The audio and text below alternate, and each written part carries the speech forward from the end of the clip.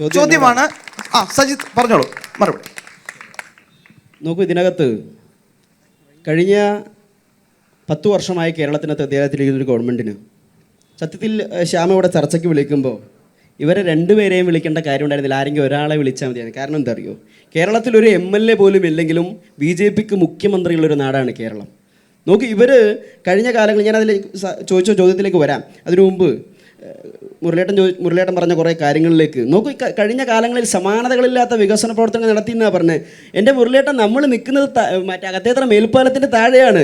സത്യത്തിൽ ശ്യാമിന് ഇന്നിവിടെ ഒരു സ്ഥലം കിട്ടിയത് കഴിഞ്ഞ 8 കൊല്ലക്കാലമായിട്ട് ഈ പണി മുടങ്ങിക്കിടക്കണോണ്ടാണ്. പാലക്കാട് പോലീസ് അനുമതി തന്നില്ല. അപ്പോൾ ഇവിടെ നമുക്ക് സ്ഥലം അനുവദിച്ച് കിട്ടിയത് എന്തുകൊണ്ടാണെന്നറിയോ?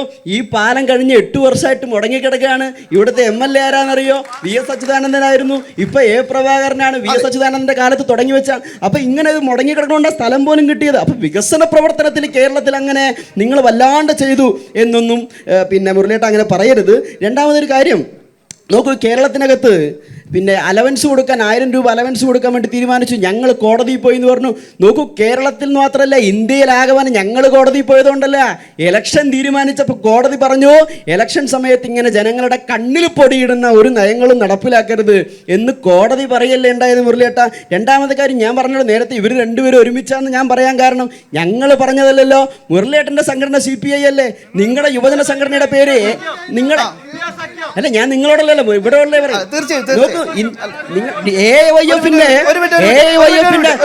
പറഞ്ഞോട്ടെ. സഹിഷ്ണുത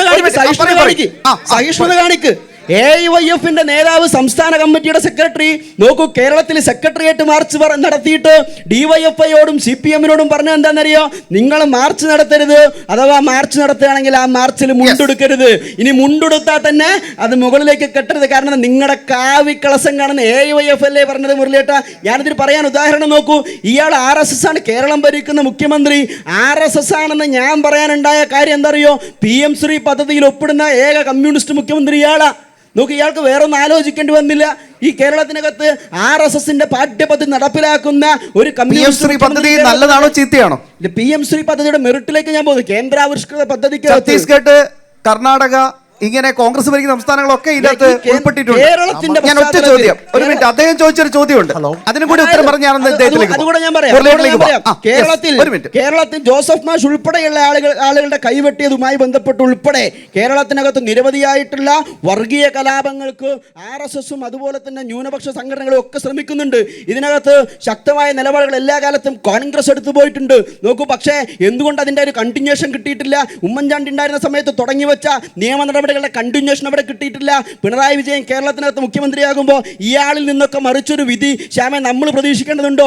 ഈ ഡൽഹിക്കകത്ത് നോക്കൂ, ഇന്ത്യ ടുഡേ എന്ന് പറയുന്ന ഒരു പത്രത്തിന്, ഇന്ത്യ ടുഡേ ആണോ ഹിന്ദു ആണോ എന്ന് എനിക്കറിയില്ല, അങ്ങനെ ഒരു ദേശീയ മാധ്യമത്തിന് ഇയാൾ കൊടുത്ത ബൈറ്റ്, അതിൻ്റെ ഇൻ്റർവ്യൂവിൽ പറയുന്നത് മലപ്പുറം എന്ന് പറയുന്ന ജില്ലയ്ക്കകത്ത് വലിയ രൂപത്തിലുള്ള വർഗീയപരമായ കലാപങ്ങളും തീവ്രവാദ പ്രവർത്തനങ്ങളും ഒരു സമൂഹം നടത്തുന്നുണ്ടെന്ന് പറഞ്ഞ ഒരു മുഖ്യമന്ത്രി കേരളം ഭരിക്കുമ്പോൾ സാറേ നിങ്ങൾക്ക് ന്യൂനപക്ഷങ്ങൾക്ക് നീതി കിട്ടുമെന്ന് നിങ്ങൾ ധരിക്കില്ല. അപ്പോഴും ചോദ്യം, പോപ്പുലർ ഫ്രണ്ട് എന്ന് പറയാൻ കോൺഗ്രസിന് എന്തോ ഒരു ഭയമുണ്ടോ എന്നതാണ് ചോദ്യം. പോപ്പുലർ ഫ്രണ്ടാണ് ജോസഫ് മാഷിന്റെ കൈവെട്ടിയെന്ന് പറയാൻ എനിക്ക് കോൺഗ്രസിന് യാതൊരു മടിയുമില്ല. പോപ്പുലർ ഫ്രണ്ടും RSSും എല്ലാം ഒരേ തൂവൽ പക്ഷികളാണ്, ഒരേ വർഗീയവാദ ശക്തികളാണെന്ന് ഞങ്ങൾക്ക് പറയാൻ യാതൊരു മടിയും ശ്യാമ എല്ലാ കാലത്തും ഞങ്ങൾ കാണിച്ചിട്ടുണ്ട്, ഇനിയും കാണിക്കും. ജമാഅത്തെ ഇസ്ലാമി ഉൾപ്പെടെ ഞാനിവിടെ പ്രഖ്യാപിക്കും, എൻ്റെ പാർട്ടിയുടെ നയം പ്രഖ്യാപിക്കും. ജമാഅത്തെ ഇസ്ലാമി ഉൾപ്പെടെ RSS ഉൾപ്പെടെ ഒരു വർഗീയ ശക്തികളുടെയും വോട്ട് കോൺഗ്രസ് ചോദിച്ചിട്ടില്ല. കോൺഗ്രസിൻ്റെ അവസാനത്തെ പാർട്ടിക്കാരനും ഈ രാജ്യത്തുള്ളവരെ ജമാഅത്തെ ഇസ്ലാമി ഉൾപ്പെടെയുള്ള ഒരു വർഗീയ ശക്തികളുടെയും വോട്ട് കോൺഗ്രസ് ചോദിക്കില്ല. ഒരു നിമിഷം മുരളിയേട്ടാ, ഒന്ന് ഒരു മറുപടി കൊടുത്തിട്ട് എനിക്ക് അടുത്ത ചോദ്യത്തിലേക്ക് പോകണം. അടുത്ത ചോദ്യത്തിലേക്ക് പോകുന്നതിന് മുമ്പ് ഞാൻ ആദ്യം അവതാരകൻ പൊതുഭരണത്തെക്കുറിച്ചും വരാൻ പോകുന്ന തെരഞ്ഞെടുപ്പിനെക്കുറിച്ചും പറഞ്ഞപ്പോൾ അന്തം വിട്ടു. കാരണം എന്താണെന്ന് പറഞ്ഞാൽ ഈ ചർച്ച നടക്കേണ്ടത് 53 വാർഡുകളുള്ള പാലക്കാട് ടൗൺ നോർത്ത് പോലീസ് സ്റ്റേഷനും സൗത്ത് പോലീസ് സ്റ്റേഷനുമുള്ള ആ നഗരത്തിൻ്റെ പരിധിയിലാണ്. പാലക്കാട് നഗരസഭയിൽ എന്തുകൊണ്ടാണ് ഒരു ചർച്ചയ്ക്ക് സാധ്യതയില്ലാതെ പോയത്? ഞങ്ങൾക്ക് പോലീസ് അനുവാദം തന്നില്ല. പോലീസ് എന്തുകൊണ്ട് അനുവാദം തരാതെ പോയത്? പാലക്കാട് നഗരസഭയ്ക്ക് ഇത്തരമൊരു സംവാദം നടത്തേണ്ട സ്ഥലമില്ലാത്തത് കൊണ്ടല്ല. കഴിഞ്ഞ ഒരു ചാനൽ ചർച്ചയിൽ ഇടതുപക്ഷത്തിൻ്റെ പ്രതിനിധിയായി വന്ന ആളും BJPയുടെ പ്രതിനിധിയായി വന്ന ആളും സംസാരിക്കുന്നത് നമ്മൾ കേട്ടതല്ലേ? BJPയുടെ പ്രതിനിധി സംസാരിക്കുന്നത് ഇടതുപക്ഷത്തിൻ്റെ പ്രതിനിധി സഖാവ് ആർഷോ, പ്രശാന്ത് തന്നെ അന്ന് പങ്കെടുത്തത്, സഖാവ് ആർഷോ മറുപടി പറയാൻ തുടങ്ങിയപ്പോൾ ഏതാണ്ട് എന്നേക്കാളൊക്കെ ആരോഗ്യമുള്ള ആളാ. എന്തായാലും പ്രശാന്തിൻ്റെ അടുത്ത് തന്നെ നിൽക്കണമെന്ന് ഞാൻ ആഗ്രഹിക്കുകയും ചെയ്തു. പ്രശാന്തിന് നടന്ന് ദൂരെ എത്തണ്ടല്ലോ.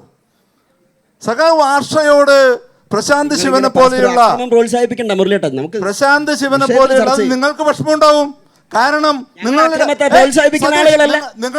നിങ്ങൾ സംസാരിച്ചപ്പോൾ ഞാൻ ഇടപെട്ടിട്ടില്ല. ഞാൻ ഇത് പറയാൻ മുഴുവനാക്കുന്ന അയാൾക്ക് വിഷമമുണ്ട്.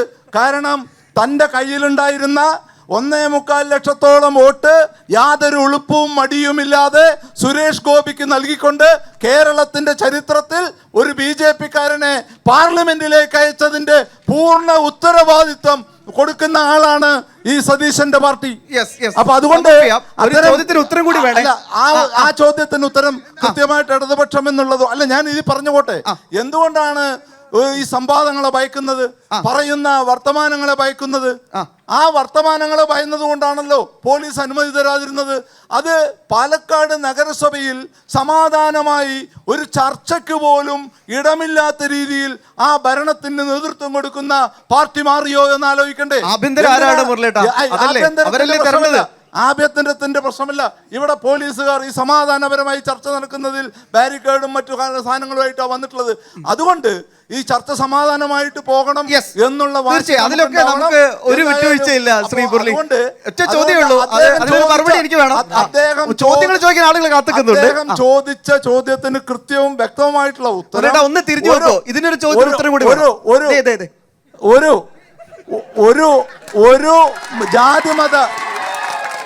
ഒരു ജാതിമത വർഗീയ ശക്തികളോടും ഇടതുപക്ഷം ഇന്നേ തീയതി വരെ യാതൊരു ഒക്കച്ചങ്ങാതി കൂട്ടുകെട്ടുമുണ്ടായിട്ടില്ല.